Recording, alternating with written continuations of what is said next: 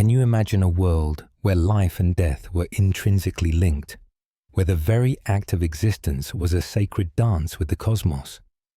Journey with me, if you dare, to ancient Egypt, a land of unparalleled mysteries, where every grain of sand held a story, and every shadow whispered of divine powers.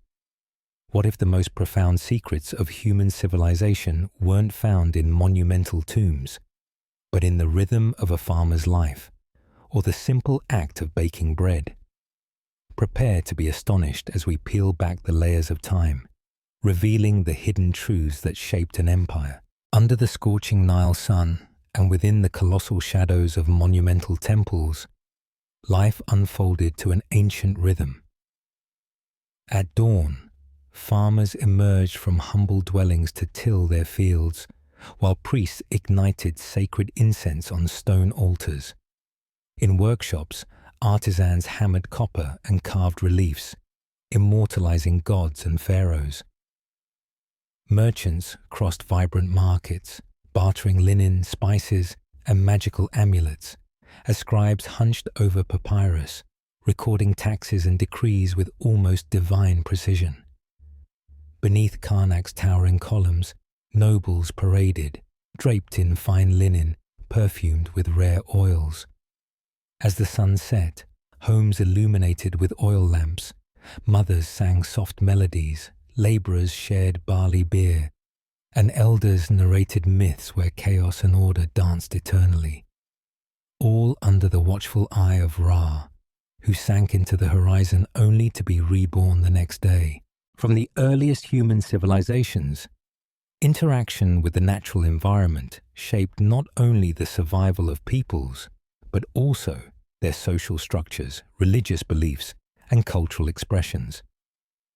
Understanding how the ancients managed their relationship with the land and its cycles is essential to unraveling the keys to their organization, economic strategies, and the power dynamics that defined their destinies. In pharaonic Egypt, agriculture was not merely an economic activity, but a sacred manifestation of harmony between humans and cosmic forces.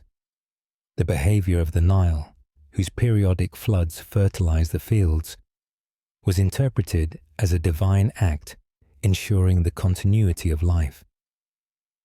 The Egyptian agricultural cycle was divided into 3 distinct seasons: Akhet, the inundation; Pereh, the sowing; and Shemu, the harvest. Each corresponded to a specific phase of the river's behavior and the farmer's tasks. Akhet, from approximately July to October, was when the Nile's waters overflowed, covering the fields with fertile silt.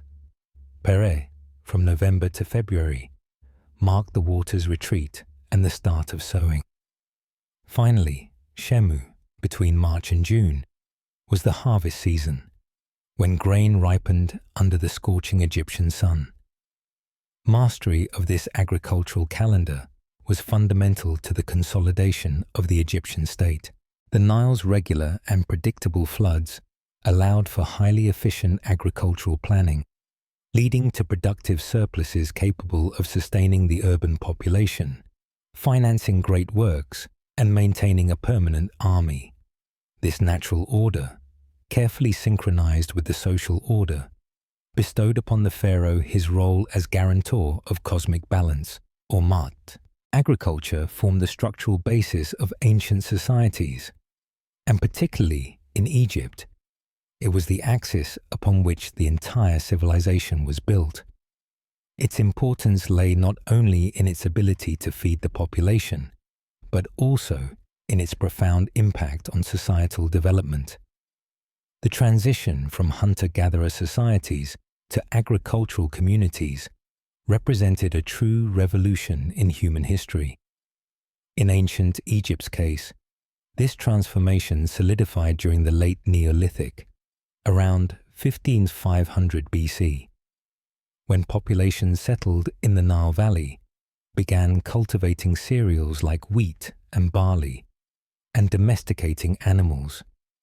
This process not only modified diets, making them more predictable and caloric, but also allowed for settled living and demographic growth. Villages became stable centers of production and distribution, leading to social differentiation and the emergence of specialized roles. Agriculture also fostered the development of writing, necessary for recording harvests, tributes, and transactions.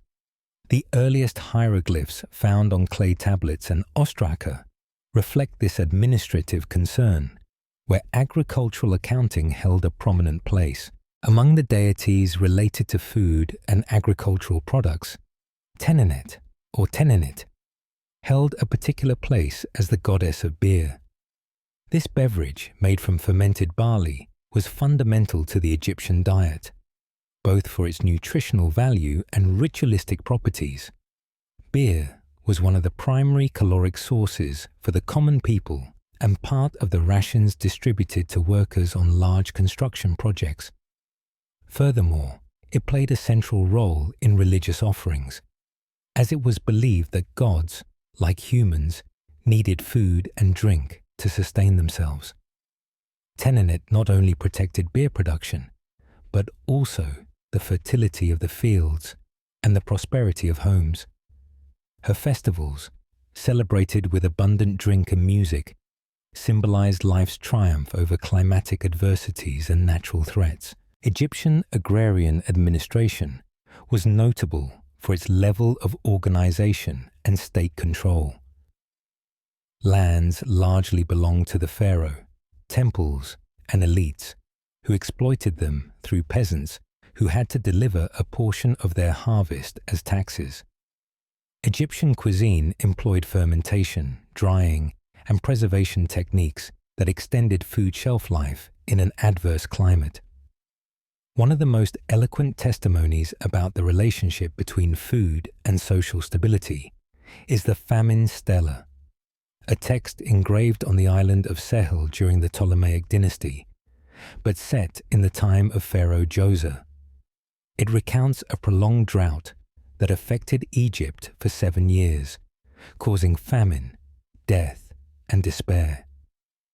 The distraught pharaoh consulted his wise men, who recommended restoring cults and offerings to the gods, especially Khnum, protector of the Nile sources. This narrative reflects the Egyptian conception that the earth's fertility depended on divine favor, and that any alteration in ritual practices could lead to natural and social disasters. The Famine Stela is also a valuable source for understanding agricultural techniques, cultivated products, and cultural perceptions of food crisis. The agricultural splendor of ancient Egypt cannot be explained without considering the techniques that allowed this civilization to maximize an seemingly hostile environment. Beyond the fertility the Nile provided with its annual floods, the success of Egyptian agriculture depended on a complex and efficient system of hydraulic management, cultivation techniques, and storage that ensured not only the population's subsistence, but also the development of a hierarchical society capable of building colossal monuments and sustaining an extensive bureaucracy. One of the fundamental elements in Egyptian agriculture was water control and distribution. Although the Nile's floods naturally irrigated lands near the riverbed, it was essential to transport water to more distant fields or maintain its presence once the inundation receded. For this, Egyptians developed systems of canals, ditches, and ponds that directed water flow according to terrain needs and seasons. However, when water levels receded, it became necessary to lift the liquid from riverbeds to fields. This is where the shaduf appeared, a simple but effective hydraulic machine consisting of a long wooden pole balanced on a vertical support, with a counterweight at one end and a container, usually a clay pot, at the other.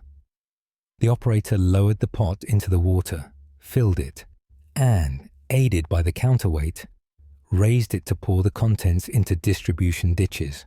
The shaduf, depicted in reliefs and tomb paintings since the New Kingdom, allowed for controlled and sustained irrigation, essential during droughts or on elevated terrain.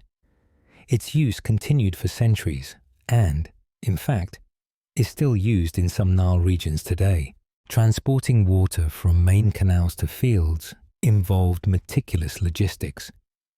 Egyptians built an intricate system of dikes and sluice gates that allowed water to be directed to specific areas, controlled its flow, and temporarily stored it in cisterns and ponds. The work of keeping ditches clear, repairing dikes, and regulating sluice gates fell to teams of peasants organized by villages or under the supervision of temple and state administrators. These maintenance tasks became true community campaigns during the Akhet season, when waters began to recede, and it was essential to harness the fertile silt before it dried. The equitable distribution of water was not only an agricultural necessity, but also a factor in social stability. Conflicts over access to resources were often resolved through state or religious mediation, as any alteration of the water order could generate tensions and productive imbalances. After harvest, Egyptians had to process cereals to separate grain from chaff and husks. Threshing was done by spreading ears over a hard surface and driving draft animals, usually oxen or donkeys, over them, trampling the material, breaking pods and releasing grains. Then winnowing was performed, a technique consisting of tossing the grain and straw mixture into the air using wooden shovels or flat baskets. The breeze carried away lighter debris, while heavier grains fell to the ground. This procedure, though rudimentary, was highly effective in Egypt's dry and windy climate. Threshing and winnowing scenes frequently appear in funerary paintings, reflecting the importance of these labors in the agricultural cycle and in beliefs about the continuity of life in the afterlife, where the deceased wished to enjoy fertile fields and abundant harvests. Far from discarding agricultural waste, Egyptians practiced efficient stubble recycling. Remaining straw and reeds were used as fuel for ovens and kitchens, as fodder for animals, or as building material. Rural houses were built with mud brick reinforced with straw, while roofs, fences, and corrals were covered with bundles of reeds. Even ashes from combustion were used as fertilizer to improve soil quality. This culture of comprehensive utilization not only showed a pragmatic understanding of the environment, but also a sacred conception of the land, where each element had to fulfill a function and reincorporate into the natural cycle. The transport of agricultural products, especially grain, required an efficient logistical network. Egyptians used riverine boats as their primary means of transport, leveraging the Nile as a natural communication artery. Wooden barges, propelled by sail or oars, carried harvests from fields and villages to storage and distribution centers. On land, ox and donkey-drawn carts were used, as well as human porters, depending on distance and cargo volume. Control of these routes and their security was a state priority, as any interruption in grain transport could trigger famines and disturbances. Therefore, the Nile's banks were dotted with watchtowers and intermediate warehouses. Once harvested and transported, grain had to be distributed in an organized manner. Part was allocated to sustain peasants and workers, part was offered to the gods in temples, and a significant fraction was stored as state reserves for times of scarcity, or to finance military campaigns and public works. Scribes supervised this process through meticulous records on papyri and tablets, noting quantities collected, origin, destination, and corresponding tax. This administrative control allowed the state to regulate grain prices and ensure its availability. During famines or poor harvests, state reserves were released to prevent social crises.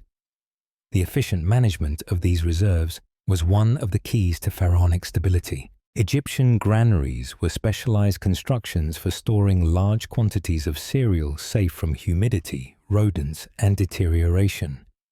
Cylindrical or rectangular in shape, they were usually raised on stone or hardened mud bases, with straw or wooden roofs and small upper openings for pouring grain.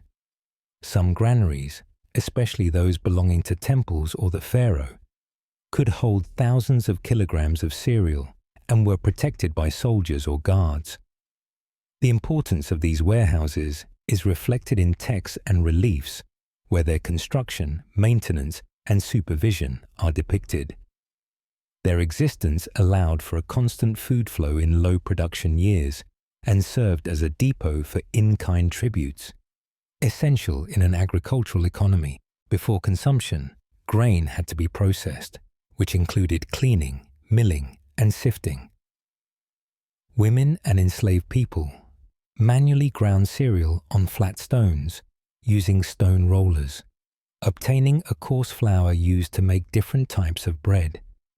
Egyptian bread could include honey, dates, spices, or animal fat, varying in quality according to social status.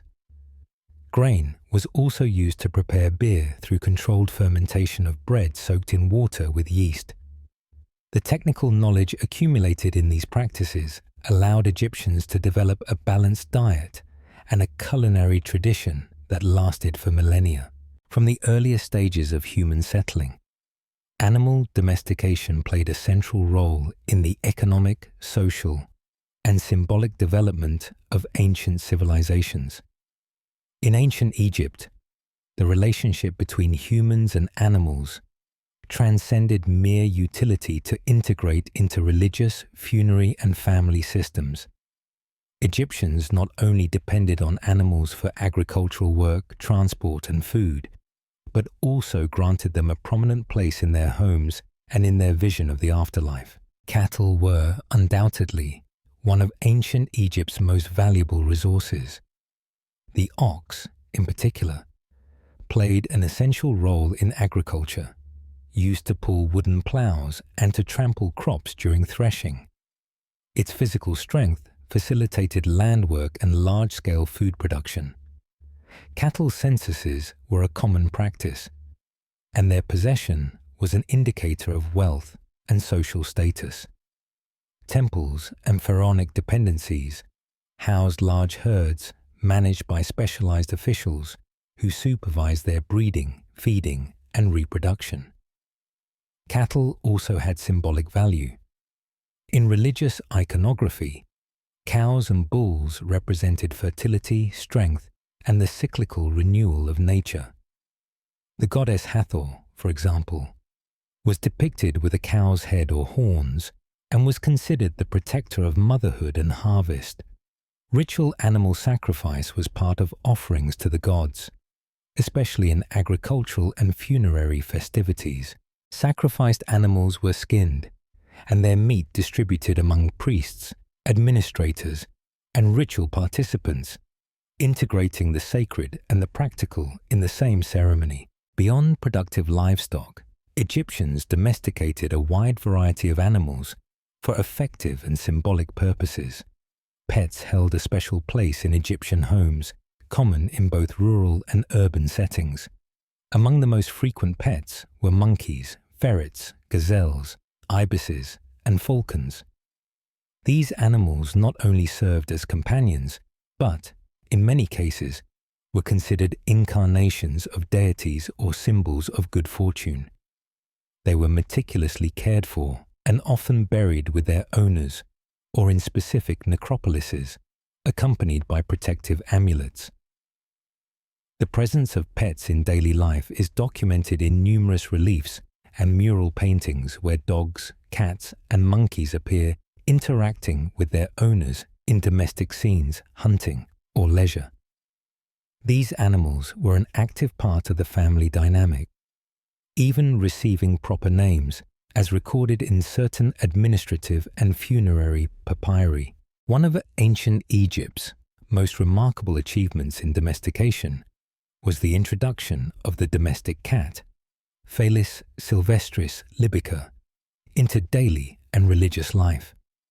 Originally, wildcats approached villages, attracted by rodents infesting grain stores. Their ability to hunt mice and snakes quickly made them appreciated. By the Middle Kingdom, cats began to be systematically domesticated, moving from useful animals to symbolic members of the home. In the New Kingdom, their popularity reached its peak, even becoming objects of religious veneration. The goddess Bastet, protector of the home, fertility, and motherhood, adopted the form of a cat or a woman with a feline head. Temples dedicated to Bastet, in places like Bubastis, housed tens of thousands of sacred cats that received care and offerings after their death. They were mummified and deposited in specific necropolises. Respect for cats was such that harming or killing one was considered a serious crime, punishable even by death in certain periods. The export of cats outside Egypt was strictly controlled by royal decree. Cats not only remained as pest hunters and domestic companions, but symbolized harmony, protection against chaos, and the connection to the spiritual world. Numerous feline amulets have been found in tombs, intended to secure divine favor in the afterlife. Another animal of deep domestic and cultural relevance was the dog. Since the pre-dynastic period, dogs of various breeds and morphologies accompanied Egyptians in their daily activities like hunting, guarding homes, and pastoral tasks. Dogs were also symbols of fidelity and protection. In Egyptian cemeteries, individual tombs and canine mummies have been found, reflecting the affection and respect their owners had for them. Some gravestones bear inscriptions recording dog names alongside prayers for their eternal rest. In funerary reliefs, dogs often appear seated next to their masters, hunting gazelles or protecting properties. The iconography of Anubis, god of the necropolis and guide of souls in the judgment of Osiris, adopts the form of a canid, strengthening the link between the dog, death, and spiritual protection. Beyond their practical functions, dogs were members of the family unit. They were fed table scraps, provided with decorated collars, and included in domestic artistic representations, consolidating an effective relationship that transcended utility. If one had to select two food products that defined ancient Egypt's cultural, economic, and spiritual identity, they would undoubtedly be bread and beer. Both constituted not only the basis of the daily diet, but also sacred goods, currency, religious offerings, and symbols of prosperity. The omnipresence of bread and beer across all social classes, from peasants and laborers to priests and pharaohs, reflects their essential nature in a civilization that learned to tame nature through agriculture and fermentation. In ancient Egypt, beer was not a mere food supplement or recreational drink. It was an essential dietary element, both for its nutritional value and its ability to be preserved in a hot, dry climate, where pure water was not always available or necessarily potable. Egyptian beer, known as henket, had a dense texture, cloudy appearance, and low alcohol content. Although certain varieties, prepared for festivities or rituals, could reach higher alcoholic strengths. Its high caloric value and contribution of B vitamins made it a fundamental liquid food for peasants, laborers, and soldiers. Beer distribution was part of in-kind payments that the state or temples gave to their workers. Inscriptions from Deir el-Medina, the village of the workers who built royal tombs, meticulously record daily bread and beer rations assigned to each individual. In addition to its nutritional function, beer held a privileged place in religious rituals, It was offered to the gods in daily temple offerings and used in funerary libations to purify and revitalize the deceased spirit in their journey to the afterlife. Bread and beer consumption was omnipresent in all social strata.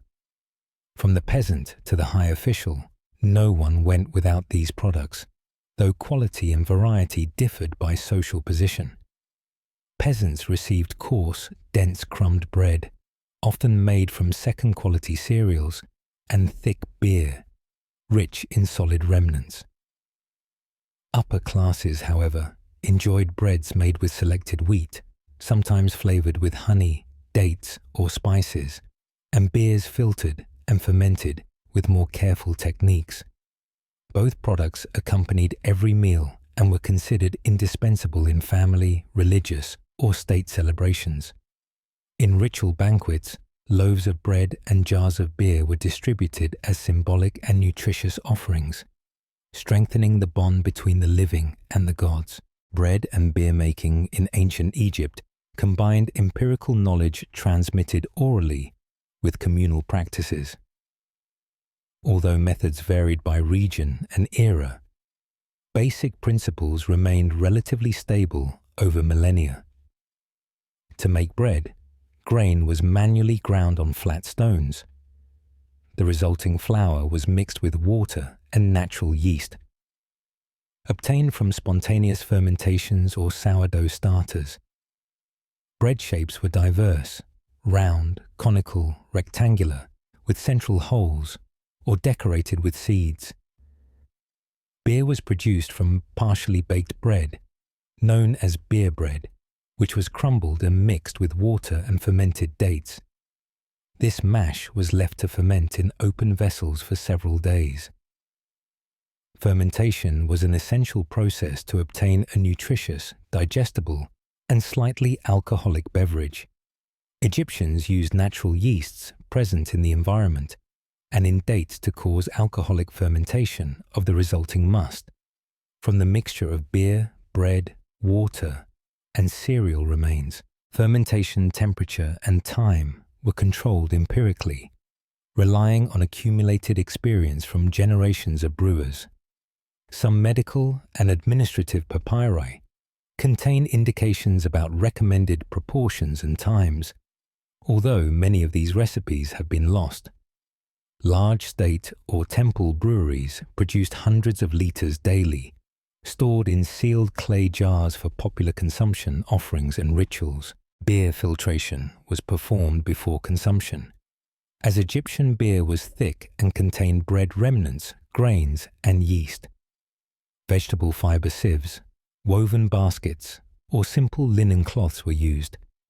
Filtration allowed for a lighter, more palatable beer, especially in varieties intended for elites and religious celebrations. Beer quality was judged by its taste, texture, and ability to preserve without souring under high temperatures. Storing bread and beer was a constant concern, given the hot, dry climate that favored rapid food decomposition. Egyptians used sealed clay jars for beer and large reed baskets or ceramic containers for bread. State and temple granaries had specialized depots where beer jars and piles of bread were kept for periodic distribution. Archaeological excavations have found numerous such storage facilities in Thebes, Abydos, and Amarna. Control of these resources was fundamental for economic and social stability. Scribes meticulously recorded quantities produced, stored, and distributed, documenting them on papyri and ostraka. While some written references and pictorial representations of bread and beer making have been preserved, exact recipes have been lost. Modern attempts to recreate these foods from archaeological data and ancient texts have yielded approximate but not definitive results. Studies of organic residues in funerary vessels have identified ingredients such as wheat, barley, honey, dates, and aromatic herbs. However, proportions, cooking and fermentation times, and precise techniques remain subjects of debate among Egyptologists and archaeologists. Bread production was carried out both at a domestic level and in large state or temple bakeries. Private homes had simple mud brick ovens, while institutional complexes had communal ovens capable of supplying hundreds of people. Bread types varied greatly in shape, size, and composition. More than 40 different varieties have been identified, from flatbreads to buns with fruits and spices. Some were made for ritual purposes, taking the forms of animals, flowers, or sacred symbols. Tomb and temple reliefs depict detailed scenes of grinding, kneading, fermenting, and baking, testifying to the centrality of this activity in daily and religious life. Although ancient Egypt has traditionally been associated with bread and beer as the dietary pillars of its society, wine also played a significant role, particularly among the upper classes, in temples, and in ritual offerings. Considered a luxury product and associated with the divine from its origins, wine not only provided sensory pleasure, but also complex symbolism linked to regeneration, fertility, and eternity. According to Egyptian myths, it was Horus, the great falcon god, who offered humanity the gift of the grapevine. In religious texts and artistic representations, solar and celestial deities are credited with creating useful plants, including the vine, whose fruit and liquor would carry vitality and well-being. Wine was considered a sacred good, offered to the gods in temples and tombs to ensure the prosperity of the deceased in the afterlife. It was attributed purifying and renewing properties, and its presence in ritual banquets and religious ceremonies is widely documented. Texts from the temples of Karnak and Luxor list offerings where, alongside bread, meat, and beer, wine is mentioned as part of the provisions destined for divine statues. Its symbolism went beyond earthly pleasure. It represented the vital blood of the cosmos, the regenerating nectar that united man with the gods. Egyptian viticulture dates back to the pre-dynastic period, as evidenced by amphorae found in Abydos and Hierakonpolis. Containing wine remains dated to around 3500 BC. However, its systematic and organized production reached its peak during the New Kingdom. Vineyards were cultivated in fertile areas near the delta, in oases, and in irrigated areas along the Nile's banks. Vines were trained over wooden pergolas or on individual stakes, and bunches were harvested manually. The vintage, depicted in reliefs in tombs of nobles and high officials, was a significant social activity involving not only peasants, but also supervisors and scribes responsible for recording yields. After harvesting, grapes were placed in large baskets and taken to presses, where they were squeezed with feet or using twisting press systems. The must was collected in clay vessels and left to ferment in the open air, protected by leaves and linen lids. The resulting wine was stored in sealed amphorae, on which information about its origin, production year, quality, and destination was inscribed, anticipating what is now considered enological labeling. One of the most fascinating aspects of Egyptian viticulture is the existence of an early system of appellations of origin. On amphorae sealed in royal tombs, temples, and state warehouses, the vineyards of origin, wine quality, and the name of the responsible master vintner were meticulously recorded. Wines from the eastern delta and the oases of Karga and Dakhla enjoyed great prestige, as did those produced in temple areas of Heliopolis and Saqqara. Some inscriptions mention wines from the king's house vineyard or the Amun vineyard, indicating their origin in state or religious properties. This origin control system not only guaranteed product authenticity, but also allowed for organizing its distribution and reserving the best batches for the court, temples, and funerary rituals, Egyptian wine was a sign of refinement and good taste. Although beer remained the popular drink par excellence, high officials, priests, and courtiers preferred wine at banquets and private celebrations. Mural paintings in tombs, such as those of Nebamun or Rekhmare, show feast scenes where glasses of red and white wine are served, accompanied by music, dance, and floral offerings. Wine consumption in these contexts was not limited to sensory satisfaction, but had social, aesthetic, and religious connotations.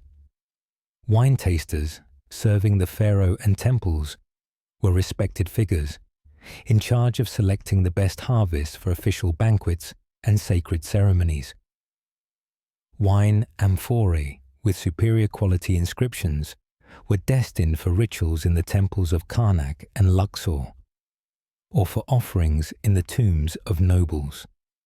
Despite its sacred value, satirical and popular texts warned against excesses in wine consumption, attributing disinhibiting effects and moral dangers. Some maxims of wisdom recommended moderation, evidencing that the taste for wine, although widespread among elites, had to be managed prudently. In the extensive catalogue of natural resources that sustained Egyptian civilization, oil held a prominent place both in daily life and in ritual and medicinal contexts. Unlike later Mediterranean regions, where olive oil became predominant, ancient Egypt diversified its oil sources and produced oils from different plants, each with specific uses. These oils not only served for food, but also for cosmetics, lighting, medicine, and funerary practices. Egyptians knew and valued various types of vegetable oils from pre-dynastic times. Their applications extended to almost all aspects of life. In the domestic sphere, they were used for cooking, flavoring foods, and preserving products. In medicine, oils played an essential role as a vehicle for active principles of herbs and resins, in addition to being used directly to treat skin conditions, muscle pain, and internal diseases. Cosmetically, oil was used to moisturize the skin and protect it from drying caused by the sun and desert wind. It was also mixed with resins and perfumes to make body ointments, hair oils, and balms for ritual use. In religious ceremonies, oil was essential in the anointing of divine statues, in funerary rituals to prepare the body of the deceased, and in offerings deposited in temples and tombs. Offering lists in temple texts include different varieties of oil, each dedicated to a deity or a specific function. For lighting, certain types of oils were poured into ceramic or stone lamps, feeding wicks of vegetable fiber or linen. This use is especially significant in funerary and temple contexts, where perpetual light symbolized divine presence. The Egyptian climate, characterized by high daytime temperatures, low humidity, and frequent presence of dust and sand, decisively conditioned the shape and structure of dwellings. To mitigate heat effects, Egyptian houses had thick mud brick walls that acted as thermal insulators. The low height of constructions and the arrangement of flat roofs allowed for better internal temperature control and facilitated outdoor nighttime rest during hotter months. Small windows, generally located at the top of walls, served to limit dust entry and reduce direct sun exposure, while allowing some lighting and ventilation. In many homes, inner courtyards functioned as centers of coolness and family life, providing shade and air circulation. Urban and rural Egypt presented notable differences in housing design and functionality. In urban centers like Thebes and Memphis, population density implied more rigorous space planning. Houses were grouped on narrow streets and, in some cases, included several levels, especially in wealthy family homes. These urban dwellings offered differentiated spaces for domestic activities, storage, cooking, and worship. In contrast to domestic dwellings, temples and tombs were predominantly built of stone, limestone, sandstone, or granite, materials that symbolize permanence and eternity. This material differentiation was not only due to practical criteria, stone scarcity, extraction, and transport costs, but also ideological ones. While the earthly house was ephemeral, the temple and tomb were conceived as eternal spaces, destined for worship and life after death. Therefore, stone use was restricted to the upper classes and state or religious constructions, while the common citizen had to resort to more modest and perishable solutions. Wood, on the other hand, was a scarce resource in the Nile Valley. However, indigenous species, such as sycamore or acacia, were not suitable for large structures, so better quality wood had to be imported, especially from Lebanon. Due to its value, its use was restricted to specific elements of the dwelling, such as lintels, doors, furniture, or tools. The high cost of wood reinforces the image of Egyptian dwellings as essentially mud structures, with minimal additions of more durable materials. Egyptian masons and artisans had a basic but efficient set of tools for construction. These included wooden trowels for shaping adobe, ropes with weights for leveling surfaces, copper or bronze chisels for precision details, and stone or wooden hammers. Work organization was highly specialized. There were groups of workers who collaborated on large state constructions, but also small family groups who were responsible for building private homes. Artisan skill, transmitted from generation to generation, allowed for the construction of functional homes adapted to the environment with limited means. Popular Egyptian housing offers a direct window into the living conditions of the bulk of the population: peasants, artisans, laborers, and servants. Its analysis reveals a functional, austere architecture, but deeply adapted to the environment and daily practices. Most popular dwellings consisted of simple structures of 1 or 2 rooms. These rooms served multiple functions: bedroom, storage, work area, or even space for raising small animals. Often, a single room served as a vital nucleus with few internal divisions, reflecting both resource limitation and a social organization centered on communal life. The structural design responded to climatic and practical criteria. Flat roofs, built with wooden beams covered by reeds and mud, allowed for additional space for sleeping on hot nights or drying agricultural products. Many houses included a small inner courtyard, open to the sky, which served as a work area, kitchen, and family gathering place. Lighting and ventilation depended mainly on the courtyard and small elevated openings. Kitchens were extremely basic, consisting of a simple area with a mud oven where bread and other daily foods were cooked. Grain, oil, and water storage was done in large ceramic jars, located in cool corners of the house, or partially buried in the ground to maintain a lower temperature. This type of domestic equipment reveals a lifestyle focused on self-sufficiency, where productive and food-related tasks were carried out within the home, in conditions of considerable modesty. The village of Deir el-Medina constitutes an exceptional case for the archaeological study of popular housing in Egypt. Located on the western bank of Thebes, this settlement housed the artisans and laborers responsible for excavating and decorating the royal tombs of the Valley of the Kings. The dwellings of Deir el-Medina, small in size and uniform in layout, show an organized urban plan with narrow streets and aligned houses. They had entrance halls, kitchens with ovens, storage rooms, and in some cases, a domestic cult room. The relative quality of these dwellings, superior to that of common peasantry, reflects the privileged status of these specialized workers, although not reaching the level of the ruling classes.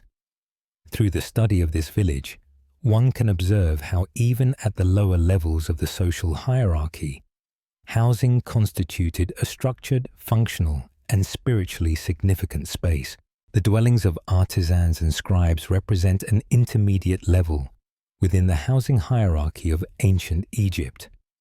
Although far from the luxury of noble residences, these houses show greater architectural complexity and functional organization compared to peasant dwellings.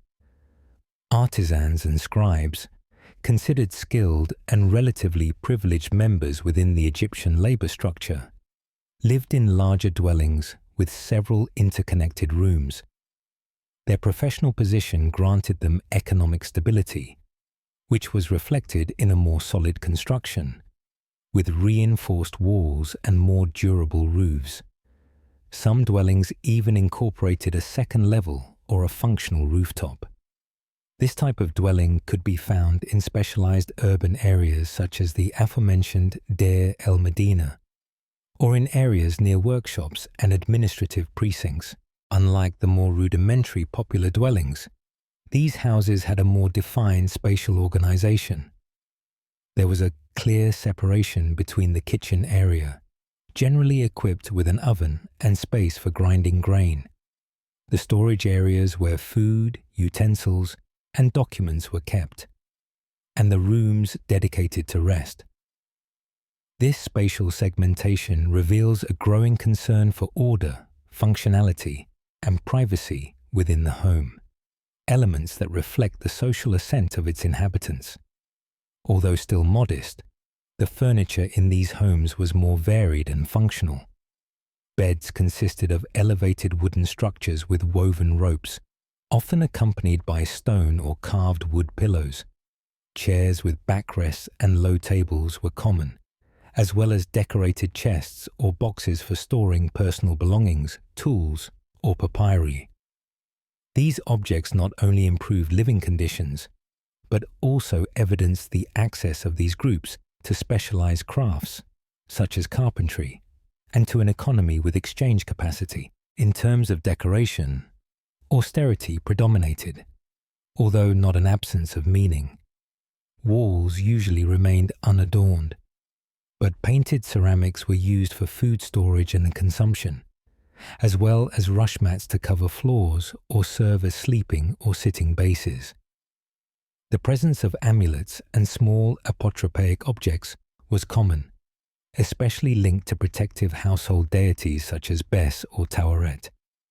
These elements, modest but symbolically powerful, imbued the home with an aura of spiritual protection.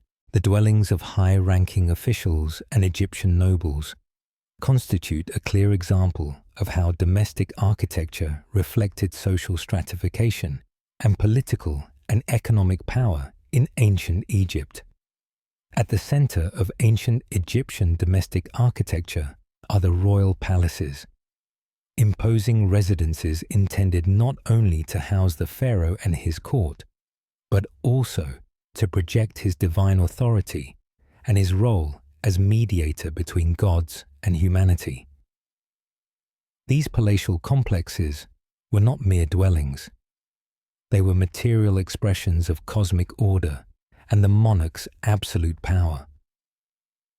The conception of the pharaoh as the incarnation of Horus and representative of Ma'at, the principle of balance and universal justice, directly translated into the architecture of his residences. The royal palace had to reflect this worldview. Its layout, symmetry, and monumentality represented the perfect organization of the universe, in contrast to the external chaos. Thus, each space within the palace fulfilled a symbolic and ceremonial function, not just a practical one. From the entrance to the throne, the palace design reproduced the journey of access to the sacred, aligning architecture with the theology of pharaonic power. Royal palaces integrated a variety of architectural elements that radically differentiated them from other Egyptian dwellings.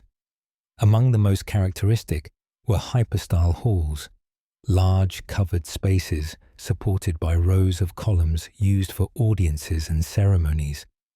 These columns, decorated with floral motifs and vibrant colors, evoke the symbolism of the Nile as a source of life. Gardens with lakes, ordered outdoor spaces with artificial lakes, trees, and pavilions.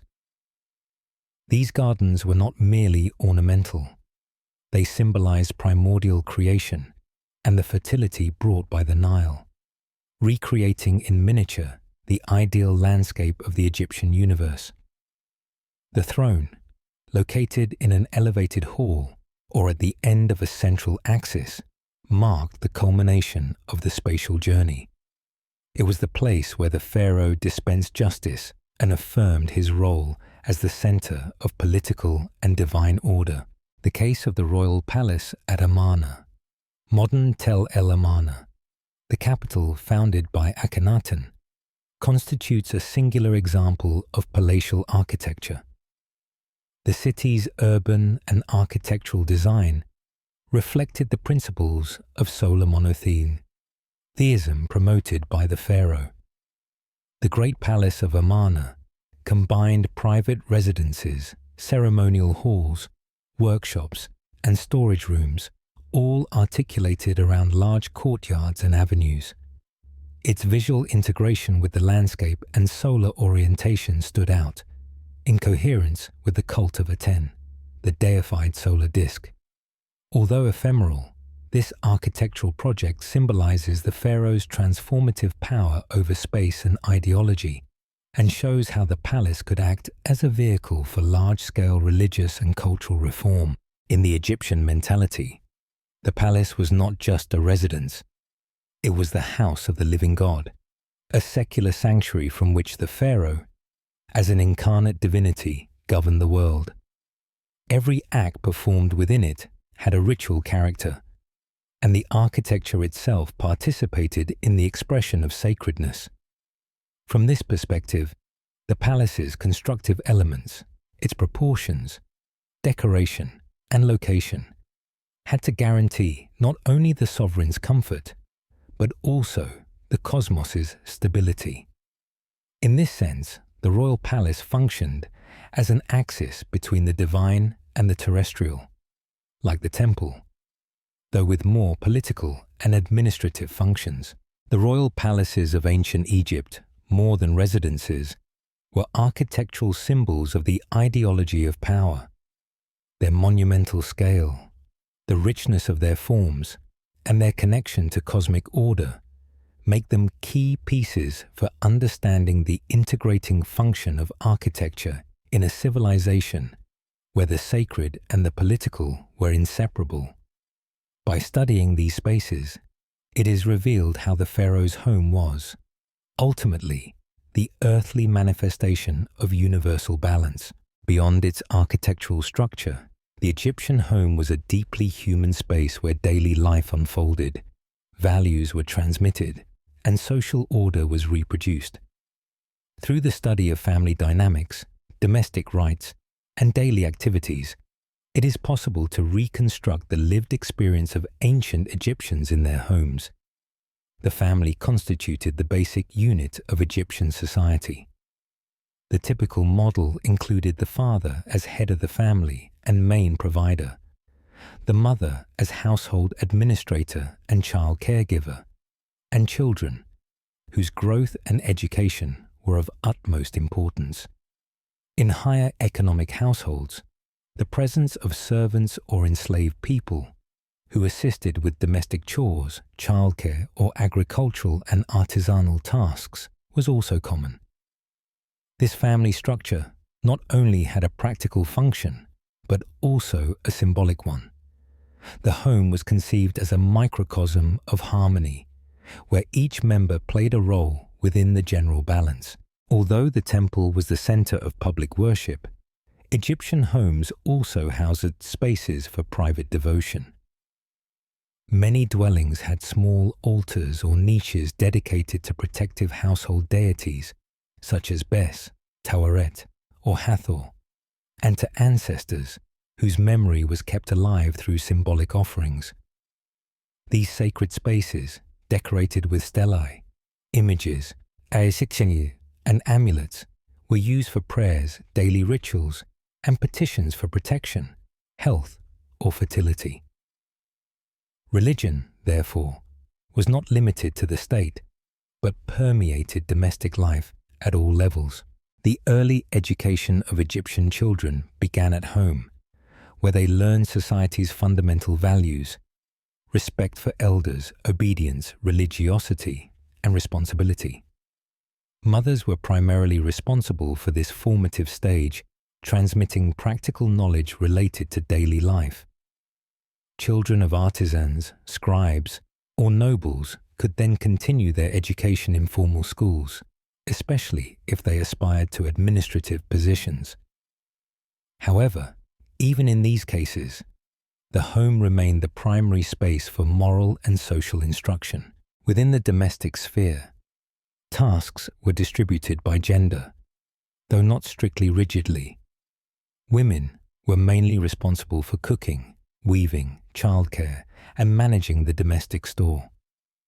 Men, in addition to external work, could be in charge of tasks such as grinding grain or structural repairs. This division of labor reflected the complementarity between genders within the Egyptian ideal of family order. Despite the legal supremacy of the male, women enjoyed a degree of economic and legal autonomy, allowing them to manage property and participate in contracts. The analysis of furniture and objects present in the Egyptian home allows us to understand how daily life was structured, what needs were prioritized, and how aesthetic and religious values were expressed through material possessions. Ceramics were omnipresent in the home. Jars, bowls, amphorae, and plates were used to store, prepare, and serve food. The quality and decoration of these pieces varied according to social status, from simple forms to elaborate painted vessels. Among personal objects, polished bronze mirrors with decorated handles were common, as were cosmetics, ointments, aromatic oils, kohl for the eyes, and vegetable pigments, stored in small alabaster or slate bottles. Their use was both aesthetic and protective, reflecting a culture attentive to bodily care. Egyptian homes housed numerous objects with religious or magical functions. Protective amulets, such as the Eye of Horus, the scarab, or the Isis knot, were placed on doors, cradles, rooms, or worn as pendants. Domestic stelae, engraved or painted, depicted religious scenes, petitions, or offerings to the gods.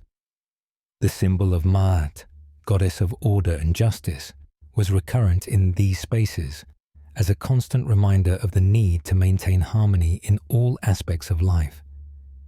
Given that many houses had little natural light, especially in interior areas, oil lamps were essential for domestic life. They consisted of small ceramic or stone vessels with a wick that absorbed vegetable oil, mainly castor or linseed. Their warm, dim light not only facilitated nighttime activities, but contributed to the intimate and protected atmosphere of the home. Egyptian domestic architecture, although deeply conservative in its essence, underwent significant transformations throughout the three great historical periods: the Old Kingdom, the Middle Kingdom, and the New Kingdom. These variations reflect both social and technological changes, as well as external influences. In the Old Kingdom, dwellings were small, simple in plan, built with mud brick, with little differentiation of spaces. Rural life dominated, and architecture responded primarily to agricultural and climatic needs. In the Middle Kingdom, an improvement in urban planning is observed, with more structured and better organized dwellings. Artisan neighborhoods appeared, and specialized interior spaces, warehouses, workshops, courtyards, multiplied. Finally, the New Kingdom saw the maximum reach of domestic architectural complexity. Elite houses included gardens, multiple rooms, and sophisticated decoration. Palaces expanded, and cities like Amarna introduced innovative urban designs. As centuries progressed, dwellings became larger and more specialized. Public, private, and service areas were clearly distinguished. Decoration was enriched with frescoes, stelae, and more elaborate furniture. The use of materials improved, although mud brick remained predominant. Among the most valued oils in Egypt was castor oil, Ricinus communis, extracted from the seeds of this plant, which grew wild and was also cultivated near irrigated areas. Unlike other vegetable oils, castor oil was appreciated for its density, regular combustion, and medicinal capacity. It was mainly used as fuel for indoor lamps.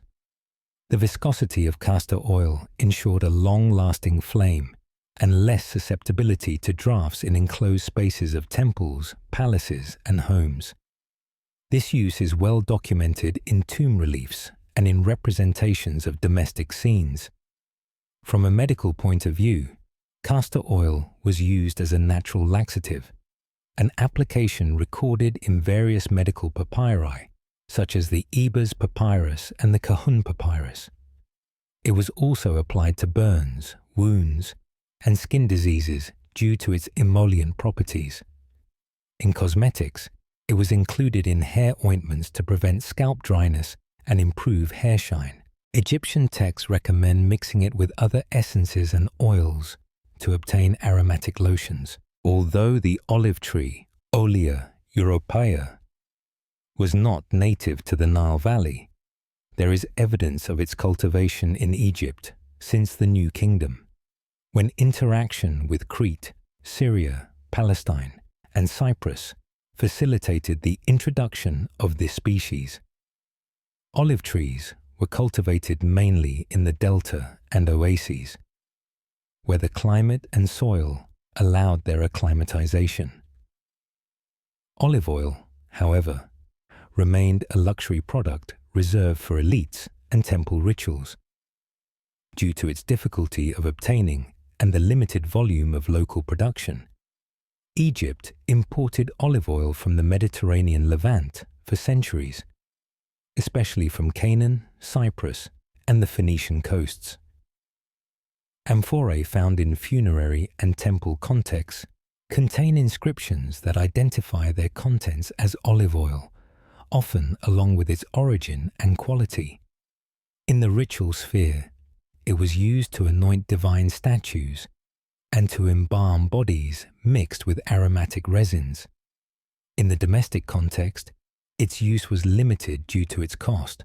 It was reserved for important banquets, official acts, and as offerings to the gods. Marriage in Egypt was not ritualized through a formal ceremony but was consolidated by cohabitation and family agreements. Although monogamy was the ideal, certain privileged sectors practiced polygamy, especially among pharaohs and nobles. The marriage contract, when it existed, stipulated the assets contributed by each spouse, financial obligations, and dissolution conditions. The woman retained her property and, in case of divorce, could recover her dowry. Children were the greatest marital blessing. Infertility was a cause for concern, and prayers, amulets, and medical treatments were used to promote fertility. The father had legal authority over the offspring, although the mother played a central role in education and care. The material culture of ancient Egypt was based on a wise combination of plant and animal resources. Among the most used organic materials, leather and linen occupied an essential place, not only for their practical utility, but also for their religious symbolism and social value. These materials, which accompanied Egyptians from birth to the tomb, reflect a civilization that knew how to make the most of its environment's resources and develop a refined material culture. Leather, mainly obtained from cattle, goats, and antelopes, was used to make clothing, footwear, belts, straps, shields, sheaths, furniture, and ritual elements. The leather industry required a complex tanning process to prevent putrefaction and increase its resistance and flexibility. The procedure began with skinning animals and cleaning hides. These were soaked in water with mineral salts or vegetable lye, and then scraped to remove fat and meat residues. Then, the hides were immersed in solutions based on vegetable tannins extracted from barks and leaves, a process that could last several days or weeks. After tanning, the hides were sun-dried, manually softened, and anointed with oils or animal fats to give them elasticity. Finally, they could be dyed or decorated with engravings. Leather had an important military function, being used to make shields, light breastplates, helmets, and weapon scabbards. In ritual contexts, it was used to cover funerary furniture, make standards, and prepare cult elements. Linen was by far the most important textile of ancient Egypt. Its use extended to clothing, funerary shrouds, boat sails, ropes, bags, awnings, and tapestries. The flax plant was cultivated in irrigated fields after the Nile flood receded, and its harvest was done before full maturation to ensure fiber flexibility. Fibers were obtained by soaking stems in water for several days, which facilitated strand separation. Then they were beaten and combed to obtain fine threads, which were grouped into skeins and manually woven on horizontal or vertical looms. Egyptian linen reached remarkable quality, especially that destined for the court and temples. Some preserved funerary shrouds exhibit a thread fineness and warp density comparable to the best modern fabrics. Typical Egyptian clothing consisted of white or unbleached linen garments due to their lightness, breathability, and symbolism of purity. Priests, by ritual prescription, had to wear exclusively white linen. Linen surpluses were exported to Syria, Nubia, and Cyprus, constituting a valuable commodity in international trade. Unlike other Mediterranean cultures, ancient Egypt used textile dyes moderately, reserving intensely colored garments for special occasions, priestly attire, or funerary furnishings. Natural colorants extracted from plants, minerals, and mollusks were used. Blue was obtained from indigo and crushed lapis lazuli, red from madder and iron oxides, yellow from flowers like saffron and alum. The dyeing process involved boiling fibers or fabrics in dye baths, to which mordants like salt, alum, or vinegar were added to fix the color. Some fabrics were dyed before spinning, while others were decorated with embroidery, colored bands, or simple prints. In funerary and temple contexts, dyed fabrics serve symbolic functions. Fashion in ancient Egypt cannot be understood merely as an aesthetic expression, but as a symbolic and social language that connected people with their gods, their position within society, and their legacy in eternity. From jewelry to hairstyles, from cosmetics to fabrics, each element responded to a worldview in which appearance was a reflection of order, harmony, and prestige. For Egyptians, dressing and adorning themselves was not a simple daily act, but a way of connecting with ancestral traditions and cosmic norms established by the gods. Each garment, jewel, or cosmetic carried a symbolic value associated with purity, protection, fertility, or immortality. Reliefs and statues reproduce aesthetic models that remain valid for centuries. reaffirming a cultural continuity that united the living with ancestors and tutelary deities. Fashions changed, but always within a repertoire of codified meanings. Egyptian jewelry reached an exceptional level of technical and symbolic sophistication.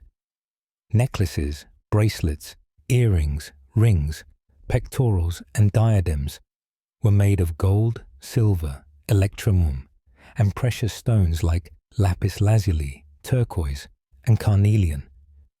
These pieces not only adorned the body, but protected against evil, affirmed social position, and expressed religious devotion.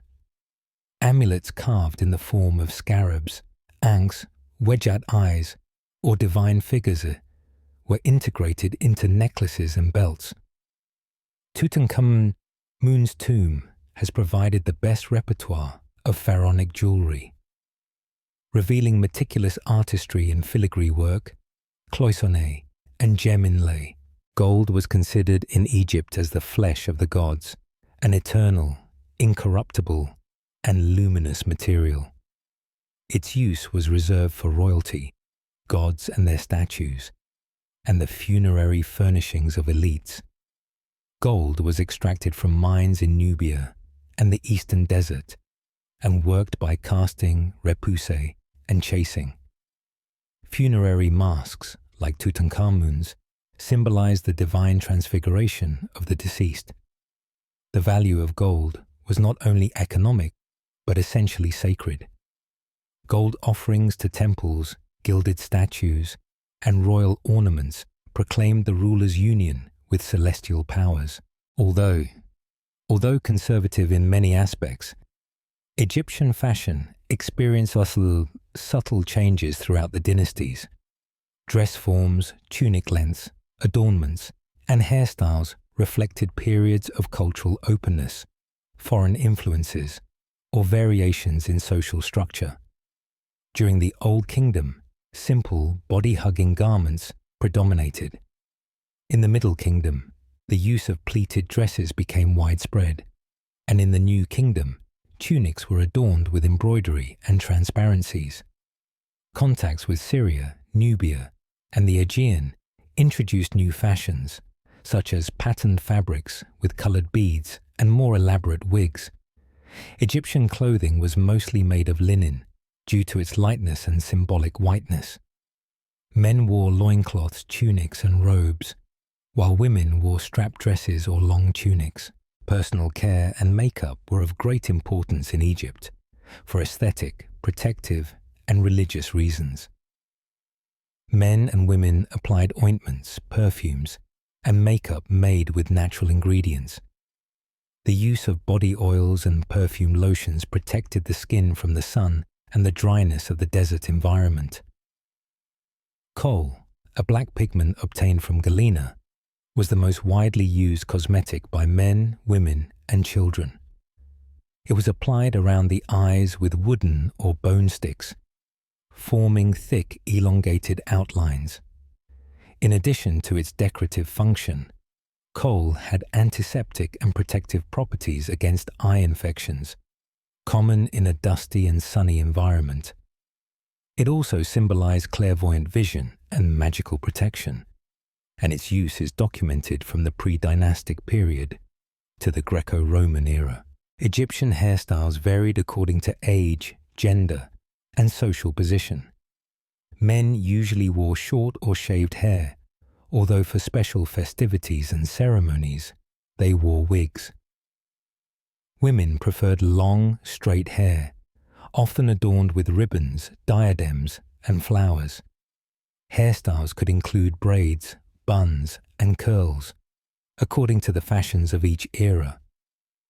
Funerary reliefs show elaborate hairstyles in context of banquets, rituals, and religious processions. Wigs were elements of prestige and social distinction, worn by nobles, priests, and high officials. They were made from human hair, vegetable fibers, or a mixture of both. Some wigs reached great volume and complexity, with curls, braids, and ornaments of pearls, flowers, or faience beads. Egyptian monumental architecture constitutes not only one of humanity's greatest legacies, but also a tangible testament to the technical knowledge, social organization, and religious conception of a civilization that sought to perpetuate itself in stone. Behind every pyramid, temple, and tomb lies a complex chain of trades, natural resources, and construction techniques that made it possible to erect colossal works in adverse conditions. This chapter delves into the Egyptian construction process from stone extraction in quarries to its placement in sacred buildings, covering cutting, transport, splitting, and labor organization techniques that made these architectural feats possible. The supply of stone materials was the material basis of Egyptian architecture. Quarries were distributed along the Nile Valley, the Eastern Desert, and Nubia. From them, limestone, sandstone, granite, basalt, and diorite were extracted. Each quarry specialized in certain types of rock. That of Tura, near Memphis, was famous for its high-quality white limestone. The Aswan quarries produced the prize pink granite, and those of Gebel el-Silsila supplied sandstone to the southern temples. These operations were state or temple property, administered by scribes and foremen, and worked by specialized laborers, prisoners of war, and peasants recruited in seasonal campaigns. Limestone was the most used construction material in Egypt, both for its abundance and its ease of extraction and work. With it, pyramids, tombs, temples, and coverings were built. It was extracted in regular blocks using copper and stone tools, and its white color gave it a luminous aesthetic associated with solar rebirth. The best limestones, such as those from Tura, were reserved for the exterior cladding of pyramids and the interior decorations of temples and tombs. Limestone blocks were labeled with reference marks indicating their destination, placement order, and origin. Open pit quarries predominated in the Nile Valley. They consisted of large clearings where workers extracted stone directly from the hillside following plans prepared by architects and scribes. Trenches were excavated around projected blocks, which were then separated by moistened wooden wedges or controlled blows. These quarries left visible scars on the landscape, some of which are still preserved. In certain cases, as in the Aswan quarry, unfinished projects were started that allow us to study working techniques, such as the famous unfinished obelisk that reveals roughing and extraction procedures. Stone cutting was performed with tools made of copper, dolerite, or granite. Workers marked the rock surface with chalk lines and grooves, and then made incisions with chisels and hammers. To separate blocks, wooden wedges were inserted into the grooves and soaked with water, whose expansion caused the splitting. In the case of harder stones, such as granite, dolerite balls were used to strike the surface until a depression formed. Final polishing and carving were done at the construction site, where sculptors refined reliefs and decorations. To obtain higher quality limestone, Egyptians dug deeper into quarries, where lower layers offered greater density, uniform color, and less porosity. These fine limestones were used for decorative elements, statues, and cladding. Access to these layers required excavating shafts and underground galleries, which increased difficulty and occupational hazard. Tomb reliefs depict workers extracting blocks in narrow galleries lit with oil lamps. This select material was used in the solar temples of Heliopolis, in royal burial chambers, and in obelisks. Splitting techniques combined percussion tools and wedge systems. In limestones and sandstones, parallel grooves were made around the block. Wooden wedges were inserted, moistened, and their expansion awaited. In hard rocks, such as granite, Rows of holes were drilled with copper chisels and metal or wooden wedges were inserted. In some cases, the rock was heated with fire and then suddenly cooled with water to cause fractures. These methods, although laborious, allowed for the extraction of blocks weighing up to 70 tons, such as those in the hypostyle hall of Karnak. During quarrying, support sections or stone pillars were left unextracted to support galleries and prevent collapses. This system, documented in reliefs and preserved quarries, guaranteed worker safety. These sections allowed the quarry to be organized into work zones, storage areas, and extraction routes. Foremen supervised the cutting sequence to optimize the volume of extracted stone without compromising stability. In underground quarries, such as those of Deir el-Bahari, natural supports formed integrated columns that inspired rock-cut temples. The importance of stoneworkers is reflected in small altars and votive stelae found in quarries.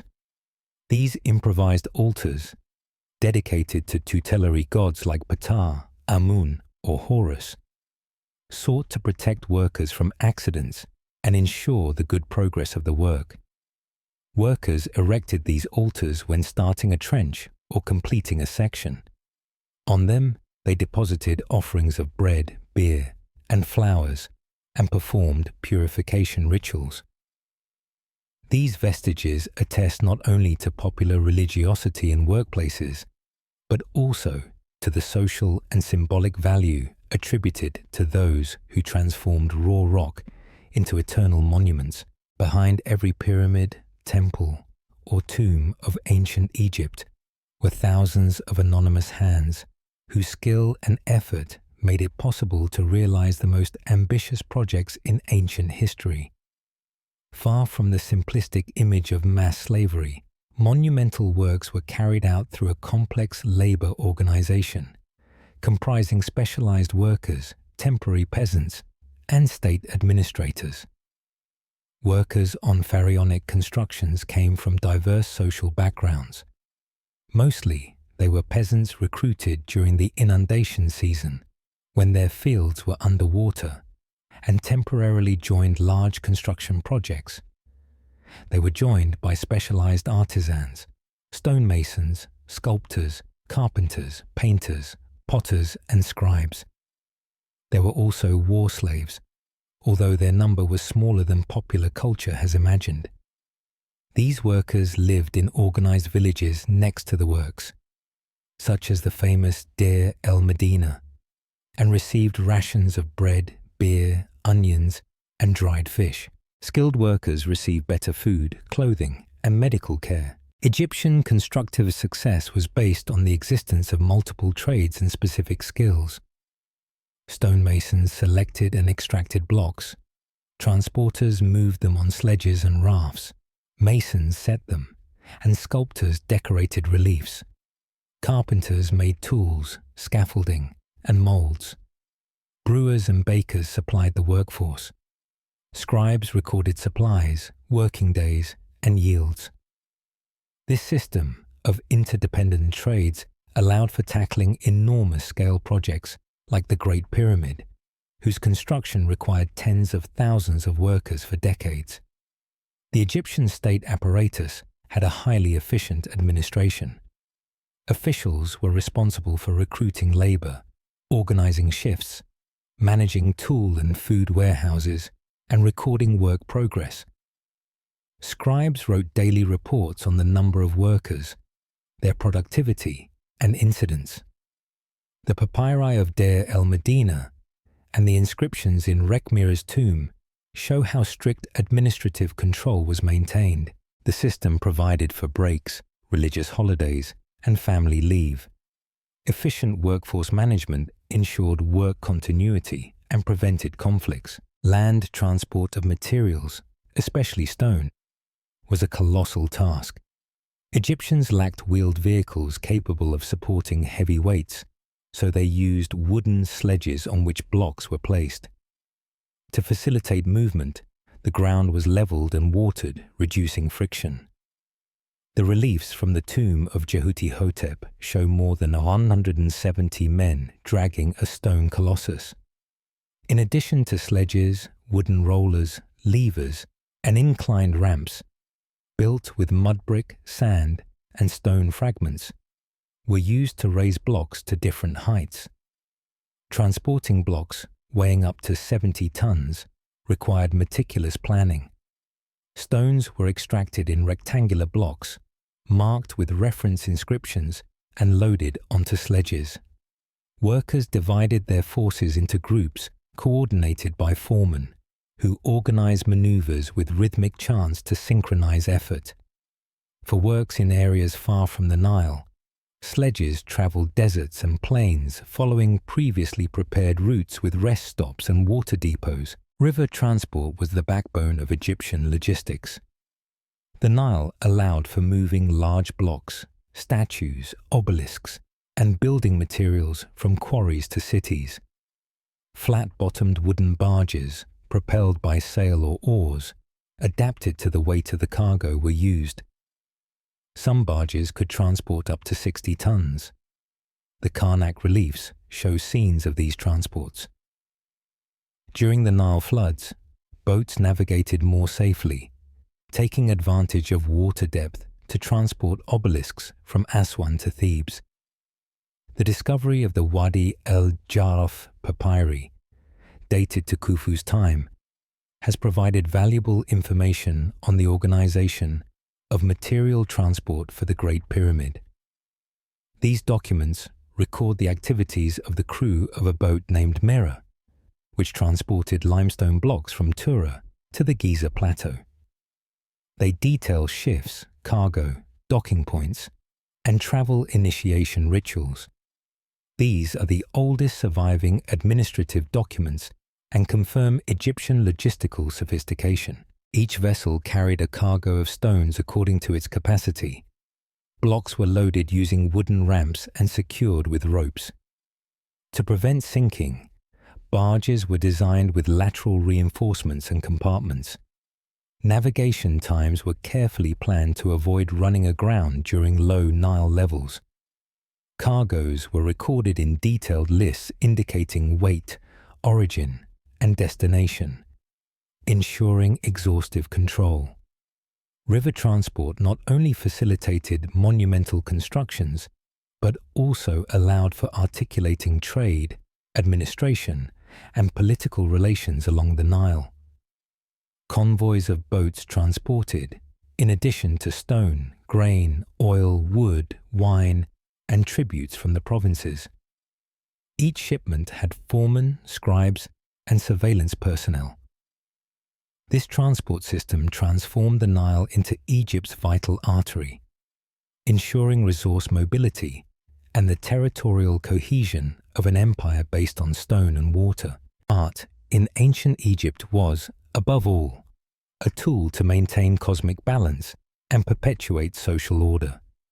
Every image, relief, or sculpture, beyond its formal beauty, had a precise function in the vast symbolic framework that governed the pharaonic world. Artisans, transmitters of this visual tradition, were essential agents in creating a religious and state iconography that remained unaltered for millennia. For Egyptians, art did not have an aesthetic purpose in the modern sense, but fulfilled a magical and sacred function. Every visual representation contributed to affirming the permanence of cosmic order, reflected in the concept of Maat. The image of a pharaoh defeating his enemies or a goddess extending protection over the living was not an allegorical scene, but a reality perpetuated through the act of being represented.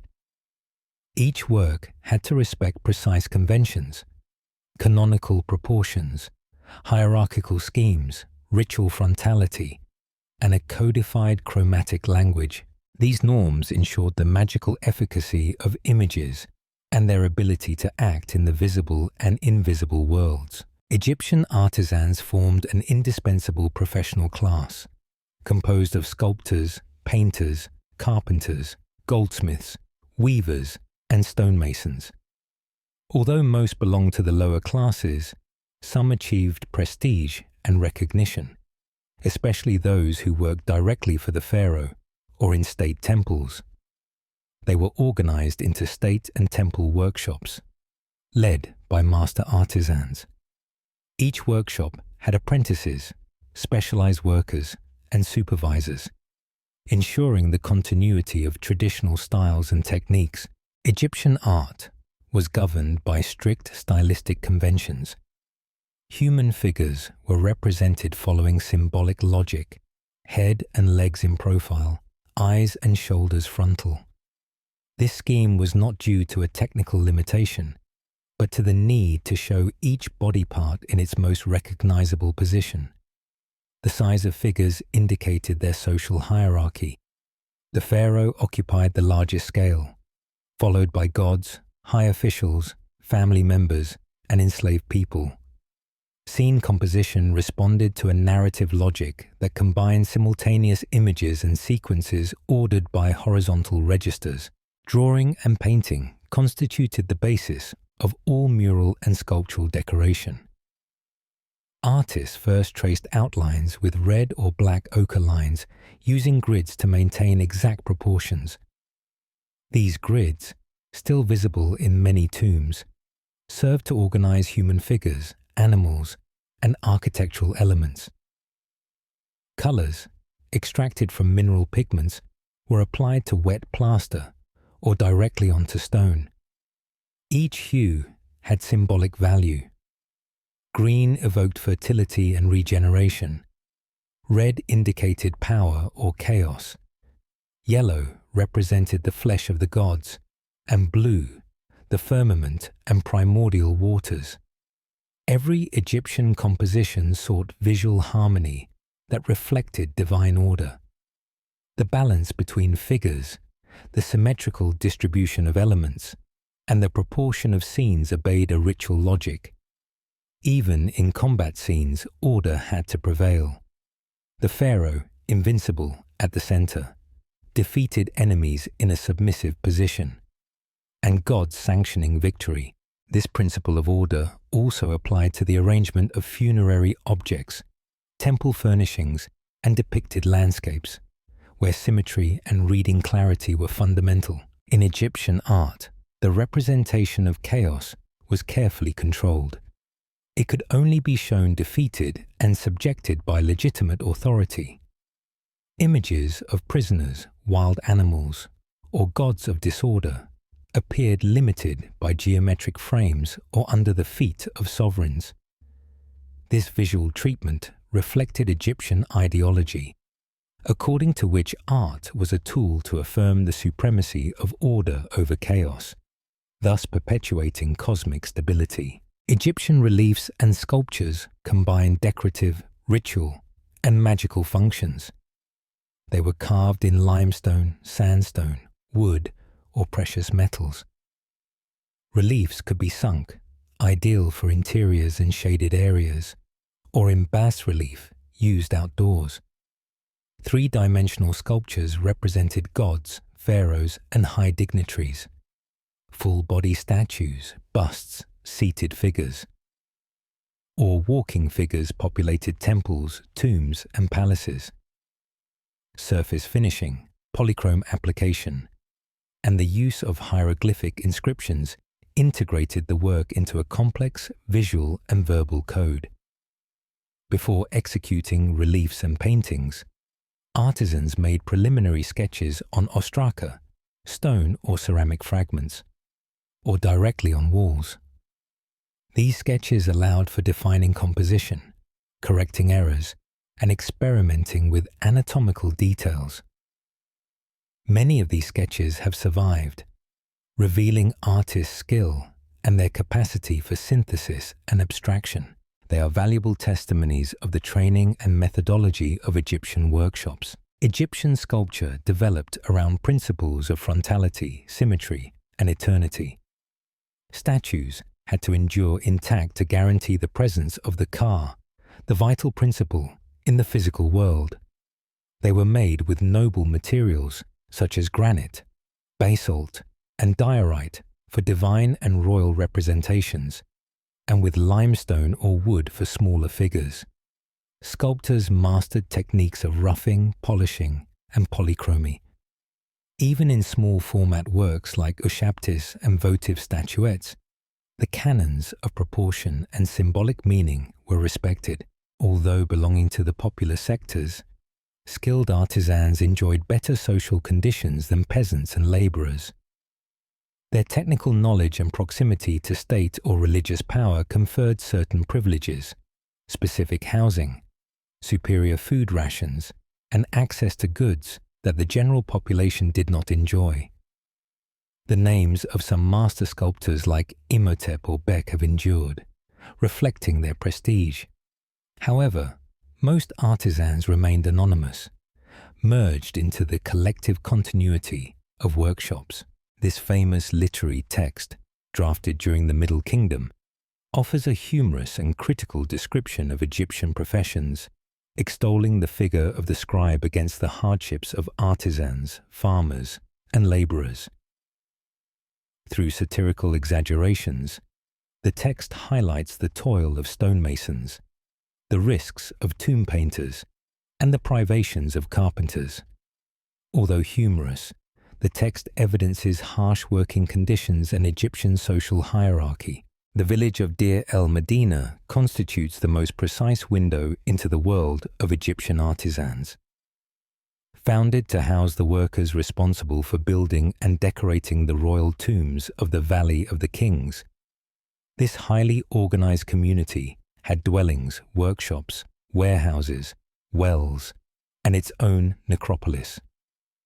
Its papyri, ostraka, and decorated tombs allow for reconstructing in detail its labor organization, internal conflicts, religious beliefs, and daily life. Deir el-Medina reflects how the Egyptian state valued and controlled its most skilled artisans. Medicine in ancient Egypt constitutes one of the oldest examples of organized and recorded medical knowledge in human history. Although deeply linked to religious beliefs and magical practices, this medicine surprisingly combined empirical observations, practical recipes, and surgical techniques with invocations to divinities and ritual spells. Egyptian doctors did not separate the physical body from the spiritual, nor disease from supernatural influence, and this integral conception of health persisted for millennia, leaving testimonies in medical papyri, inscriptions, and anatomical remains. This chapter explores the foundations of pharaonic medicine, its written treatises, and the substances they used to heal the living and protect the dead. In Egypt, medical practice was based on a holistic conception of the person. The human being was considered a complex compound of body, soul, and transfigured spirit. Every ailment was attributed to an imbalance between these components, caused by natural factors, moral transgressions, or the action of evil forces. Therefore, treatment combined physical procedures with magical practices and religious rituals. A doctor could apply a bandage with ointments and simultaneously recite a protective formula or write a hieroglyphic amulet on the skin. The written word and image acted as primary therapeutic instruments. Temples, both religious and health centers, housed priest doctors specialized in different branches. Internal diseases, eye conditions, wounds, fractures, and gynecological pathologies. Some texts mention court physicians exclusively dedicated to the care of the pharaoh and his family. One of the most valuable testimonies about Egyptian medicine is the Ebers Papyrus. This extensive document, over 20 meters long, contains more than 800 medical prescriptions organized by ailments. The papyrus addresses skin diseases, digestive problems, gynecological diseases, parasites, animal bites, and mental pathologies. It provides anatomical descriptions, diagnostic methods, and minor surgical procedures such as sutures, drains, and splints. What is notable is its balanced combination of practical recipes with plant, mineral, and animal ingredients and magical formulas. Each treatment usually includes invocations to gods like Isis, Horus, or Sekhmet, considered the goddess of healing and plagues. The Ebers papyrus also offers indications on dietetics, medical cosmetics, and post-mortem preservation treatments, revealing a medicine deeply integrated into daily life and funerary practices. Egyptian doctors had a wide repertoire of medicinal substances obtained from plants, minerals, and animal products. Among the most used plants were garlic and onion, valued as natural antibacterials and fortifiers. Figs and pomegranates were used to combat intestinal parasites, and basil and incense served as antiseptics. Castor, sesame, and flax oils were used for ointments and laxatives. Honey, with broad antiseptic and healing properties, was part of most topical formulas. Among minerals, natron, sodium carbonate, was used as a disinfectant and desiccant. Animal products included fats, milk, blood, bone ashes, and remains of reptiles or insects, intended for magical formulas rather than empirical pharmacology. Added to these were aphrodisiac potions, protective amulets, and the ritual use of colors and shapes. This medicine integrated practical experience with symbolic heritage, and although limited from a modern perspective, it managed to heal wounds, alleviate common ailments, and honorably accompany the deceased's transition. In ancient Egypt, temples were not merely places of prayer or ritual centers. They were the axis around which the religious, economic, political, and cultural organization of the state revolved. True sacred microcosms, they physically represented cosmic order and were conceived as earthly abodes of the gods. Under their care, a complex priestly hierarchy regulated rituals, preserved knowledge, educated new generations, and administered extensive properties. Egypt's ancient capital, Memphis, housed one of the country's most influential religious centers, the Temple of Ptah, creator god and patron of artisans. This complex, one of the oldest documented, was a cultural reference from the Old Kingdom to the Greco-Roman period. Ptah, conceived as demiurge and protector of manual crafts, presided from his central sanctuary, and his cult integrated rites of creation, renewal, and protection. This temple controlled important workshops for statues, ritual furniture, and jewelry, and was part of a network of religious centers distributed along the Nile. Temples were considered the earthly house of God, where their presence manifested through their cult statue. They constituted centers of spiritual balance, points of contact between the human and divine worlds, and bastions of Ma'at, the cosmic principle of order. In addition to their religious function, they were powerful economic and political agents. They owned land, livestock, workshops, boats, and grain reserves.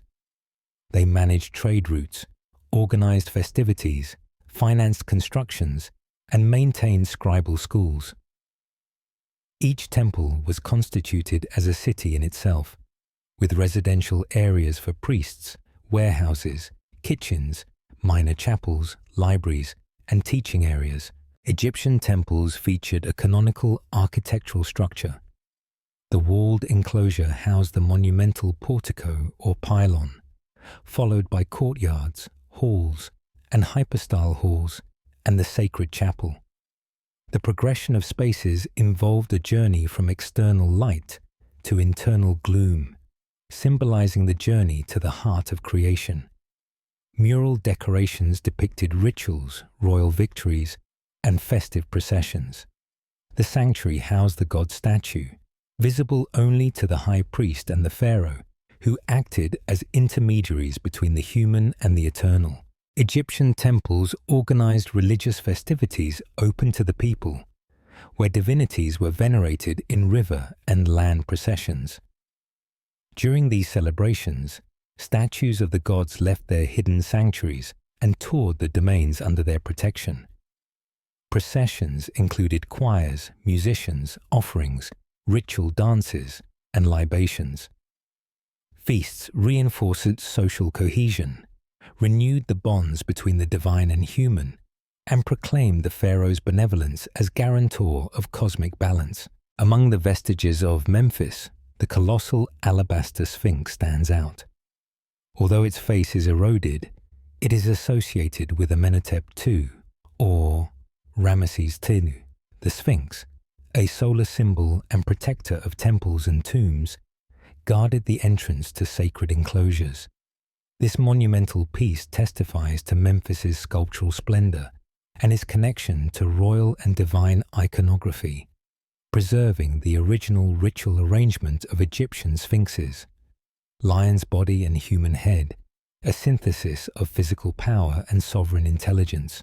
Of particular importance in Memphis was the cult of the Apis bull, a living incarnation of Ptah. It was believed that the god temporarily inhabited a black bull with specific markings. This sacred animal was venerated in life, and after its death, it was mummified with complex rituals and buried in the Serapeum catacombs. Each dead Apis bull was succeeded by another, ensuring cult continuity. Devotion to Apis reflected the idea of the eternal manifested in the cyclical and connected agrarian fertility with monarchical legitimacy. Over centuries, Apis merged with Osiris in the figure of Osirapis, symbolizing the union of fertility and resurrection. During the Ptolemaic period, Serapis emerged, a syncretism of Apis and Hellenistic gods, integrating Greek and Egyptian beliefs. This god was venerated in Alexandria as protector of the city and a symbol of cultural concord. Temples of Serapis, known as Serapeum, were built in several Egyptian and Mediterranean cities. The death of an Apis bull involved a solemn burial with processions, offerings, mummification, and burial in granite sarcophagi. This rite expressed the cyclical continuity of divinity, ensuring its perpetual presence on earth. Apis tombs contained funerary furnishings, votive stelae, and ritual texts. The essential objective of temples and their priests was to maintain Ma'at, the cosmic order established by the gods at the moment of creation. Every ritual, offering, or spoken word acted to sustain that balance. The gods did not need food or possessions, but their statues received food, clothing, and music to keep their vital essence active and ensure their favor towards Egypt. Daily rites in temples included morning ablutions, altar purification, statue anointing, changing vestments, presenting offerings, reciting hymns, and burning incense. These codified ceremonies ensured the daily renewal of divine order. Only the pharaoh or his representative could open the sanctuary, uttering formulas that activated protective powers. Each ritual followed strict liturgical manuals preserved in the houses of life. Texts specified prayers, gestures, movements, and ritual objects. This rigor ensured the magical efficacy of acts and avoided imbalances that could trigger natural or social misfortunes. The Egyptian priesthood was divided into multiple ranks: hymn readers, statue bearers, medical magicians, astronomers, and ritual scribes. They were organized into monthly shifts and had to observe purity rules: ritual baths, fasting, body shaving, and abstaining from certain behaviors. Many priests also performed administrative, diplomatic, and judicial functions, reinforcing temple's multifaceted character. The high priest of Amun in Thebes achieved enormous influence, especially in the New Kingdom, controlling vast properties, resources, and troops. Some high priests assumed viceroy functions, and in times of crisis, governed Thebes as true sovereigns, eclipsing the pharaonic figure. During the Third Intermediate Period, the high priests of Amun in Thebes exercised political, military, and religious power. They maintained alliances with pharaohs of Lower Egypt, but retained local autonomy. This phenomenon reveals temples' capacity to become centers of territorial authority. When central power weakened, every great temple had a house of life, an institution that housed archives, libraries, scribal schools, and workshops for copying sacred texts. Medical, astronomical, religious, and magical manuals were preserved there. They functioned as centers of teaching and cultural transmission, where priests, doctors, and high officials were trained. Temples not only guarded religious knowledge, but also offered technical and administrative training. They taught arithmetic, geometry, medicine, architecture, and law. Ritual education involved memorizing hymns, reciting spells, and knowing ceremonial protocol. Many of the most prominent Egyptian scholars were trained in these precincts. Priests were guardians of sacred knowledge and written traditions. Their task was to preserve foundational teachings and adapt them to present needs. This vocation for eternity guaranteed the continuity of Egyptian culture, which resisted invasions, political crises, and dynastic changes for over 3 millennia. And now, the question that lingers. After glimpsing the intricate tapestry of ancient Egyptian life, what hidden wisdom do you believe we can still learn from their profound connection to nature, their unwavering pursuit of order, and their enduring legacy? If you found this journey through the sands of time as captivating as I did, please consider subscribing to our channel for more deep dives into the untold stories of history. Like this video to help us share these fascinating narratives, and leave a comment below with your thoughts on what truly captivated you about this ancient civilization. Your engagement helps us keep these stories alive,